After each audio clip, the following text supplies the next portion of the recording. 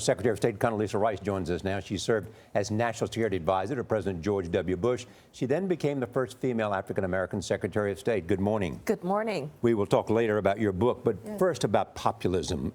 People who are worried about what populism and its wave were doing are cheering what happened in France. But you're worrying and that the debate has changed in terms of nationalism, in terms of protectionism, and other issues. Obviously, it's good news out of France. Macron is obviously of the center.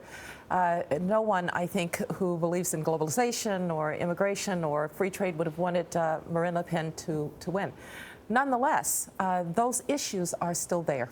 And the impulses and the sentiments that have brought populists to power in some places and that have made them stronger than they've ever been in their national electorates, the issues have to be dealt with. And those are the people who feel that they are dispossessed, that they're somehow not being served by their societies and their governments. And we really do need to pay attention to that. You say they're changing the character of politics, and we should pay attention to politics, because what you're seeing is that even centrist candidates are responding to the populist. Who talks these days about free trade? Who is really willing to talk in favor of immigrants these days? And so I think we can see that even centrist candidates are shifting their tone in response to the populists. So you have to deal with the root causes, and that's where we're going to have to go. I want to get to the news of the day, North Korea as well. What do you think that they are trying to accomplish by detaining another American citizen? Far be it for me to try to second guess Kim Jong-un. I think he is reckless and maybe even a little unhinged. But clearly they are, I think, trying to send a message that they are powerful, they're strong, they can make the United States suffer.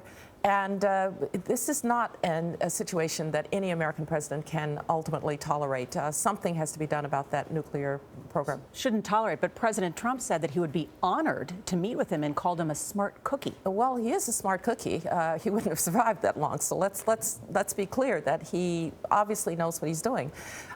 Look, the President of the United States can't meet with Kim Jong-un, and certainly not under these circumstances. There may come a day, if North Korea gives up its nuclear weapons program and so forth and so on, that having North Korea back in the community of states or in the community of states would be worthwhile. Clearly not there. The argument is that will never happen unless we get the Chinese involved in a bigger way. That's right. The Chinese, we've got to change their calculation. Right now, they seem more worried about the potential collapse of the regime and doing hard things to the regime than about a nuclear North Korea.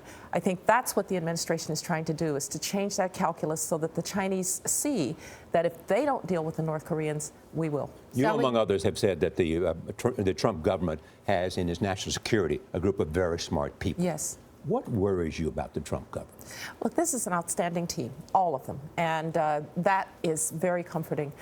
This is a president who's never been in the government. I think it's taking them some time to understand, first of all, that it's really hard in there. It's not as easy as it looks. He said it was hard. It is hard. Yes. And secondly, yes, the president's words matter. And I think that you're starting to see that reaction. He is reacting to the presidency. For instance, in Syria, when an American president sees Syrian babies choking on chemical gas, an American president says, I cannot let that stand. No matter what they said when they were a candidate, when they're president, they say something different and do something different. And I think we're starting to see that evolution. I certainly hope so.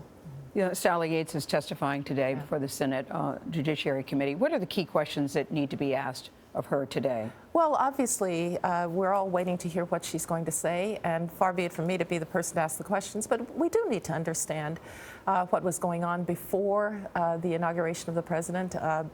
Look, there can only be one president at a time, and it is not unusual to meet with foreign dignitaries, ambassadors, when you're in transition. That's not unusual at all. I did myself as the National Security Advisor elect for President George W. Bush, but you can't discuss policy, and you can't suggest that you might change policy. And so we'll see what really happened here. Thank you so much. Pleasure to have you here.